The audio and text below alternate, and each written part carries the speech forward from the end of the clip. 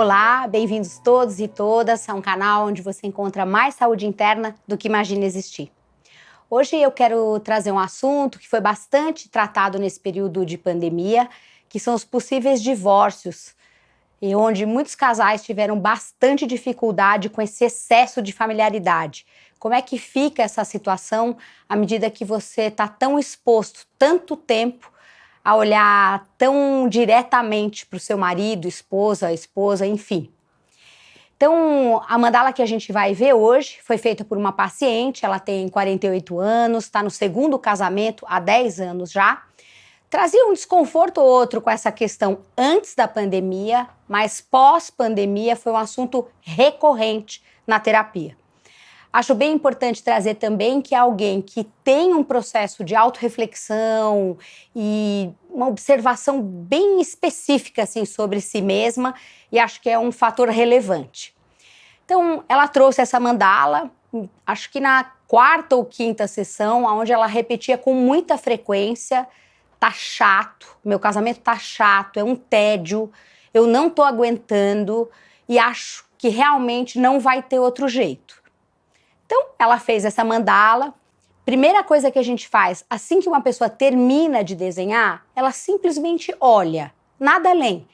E ela começa a trazer percepção, observação, o que aquela imagem, aquela cor, aquela forma fazem ela pensar. Primeira coisa que ela me diz, quando ela olha, ela diz assim: parece que o meu mundo cor-de-rosa está derretendo. Só que derrete num lugar ruim, difícil e escuro. Isso para mim é bem difícil, não consigo lidar, não estou conseguindo lidar realmente bem com essa situação. Bom, eu esperava um pouco ainda, antes de possíveis perguntas, deixei que ela olhasse um pouco mais.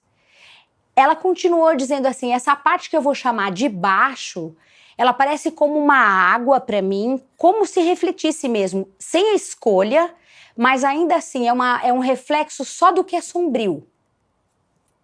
Nessa hora eu falei: bom, quando você ouve assim, reflexo só do que é sombrio, o que vem à sua mente? Do que você pensa a respeito, pensando no seu casamento?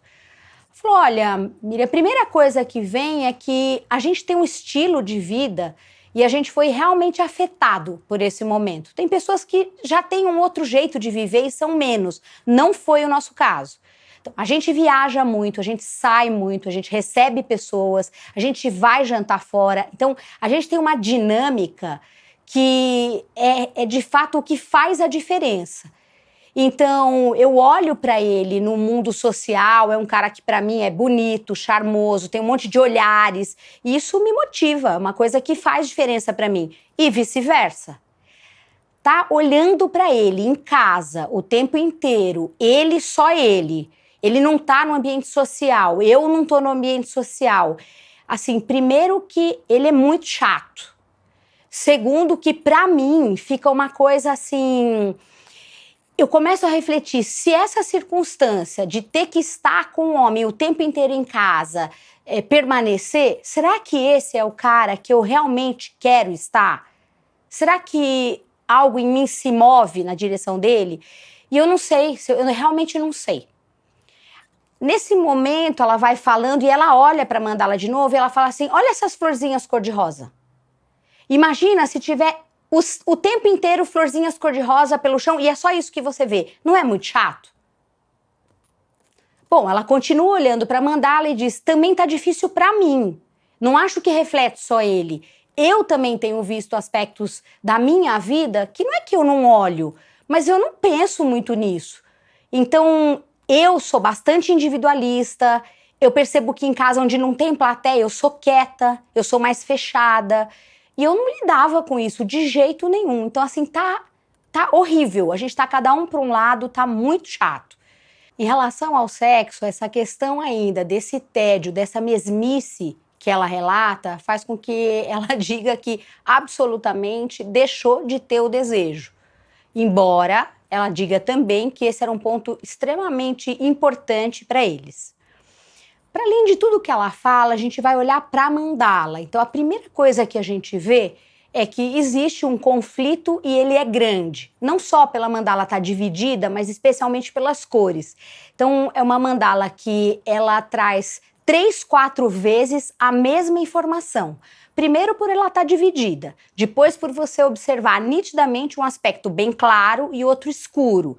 Se você pensar ainda em termos de elemento, uma coisa um pouquinho mais subjetiva, você tem o elemento água, dito por ela embaixo, e terra em cima. Então, o tempo inteiro ela está em contenda, o tempo inteiro. E lembrar que todos os elementos da mandala pertencem a quem desenhou a mandala. Isso é dentro dela.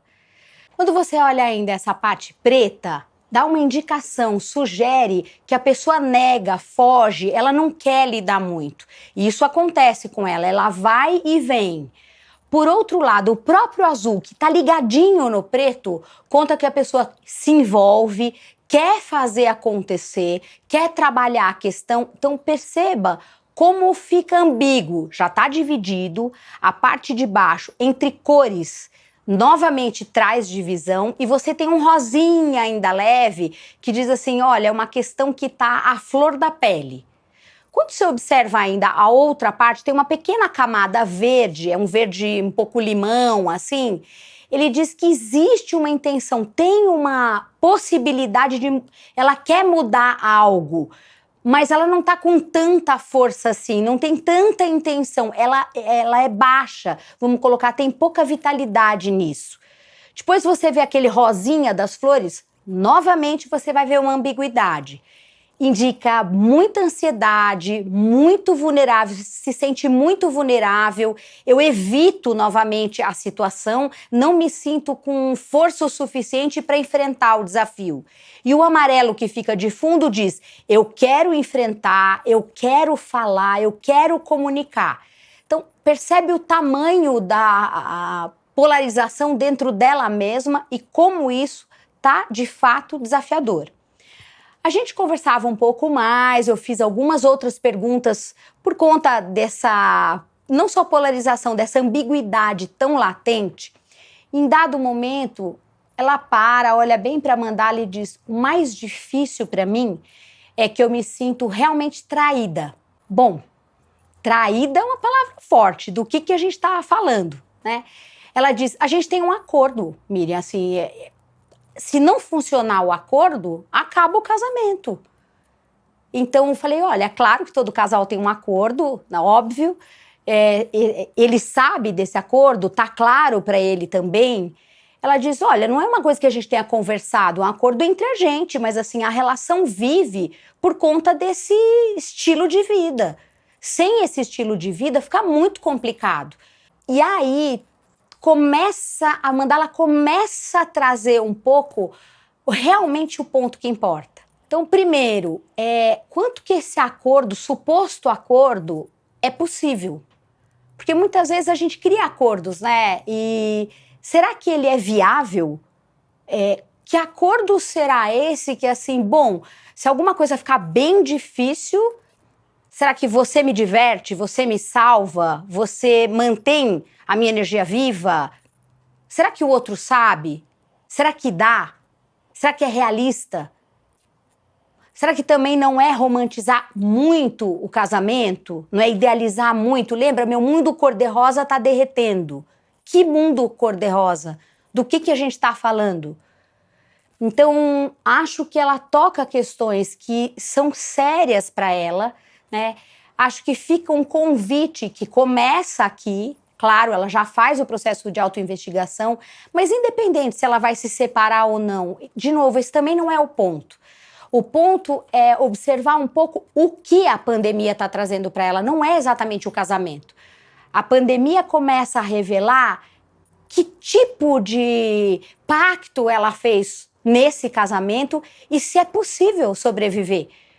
Então, acho que a gente não pode generalizar, cada casal é um casal, claro, mas é bem importante a gente olhar que uma situação adversa como a que a gente está passando gatilha situações, libera conteúdos que muitas vezes no dia a dia a gente simplesmente vai vivendo e nem se dá conta que tem. Então, qual é o pacto, o que está por trás? E dá para ter uma visão mais realista do casamento? Será que não é um pacto com ela mesma? de sempre romantizar, sempre idealizar. Então, acho que é algo para a gente pensar e gosto sempre de perceber, né, o valor da mandala quando você pode enxergar nitidamente para ela, fazia uma diferença, ela foi ficando incomodada toda hora de perceber essa ambiguidade, como eu vou e volto, como eu não sei exatamente o que eu quero, como tá difícil realmente eu quebrar algumas coisas, eu perceber algumas coisas, e aí sim poder fazer uma escolha mais consciente. Então, se você tiver uma experiência também e quiser compartilhar com a gente, se você quiser falar um pouco sobre como você está vivendo o seu relacionamento, escreve para cá. Um grande abraço e até a semana que vem.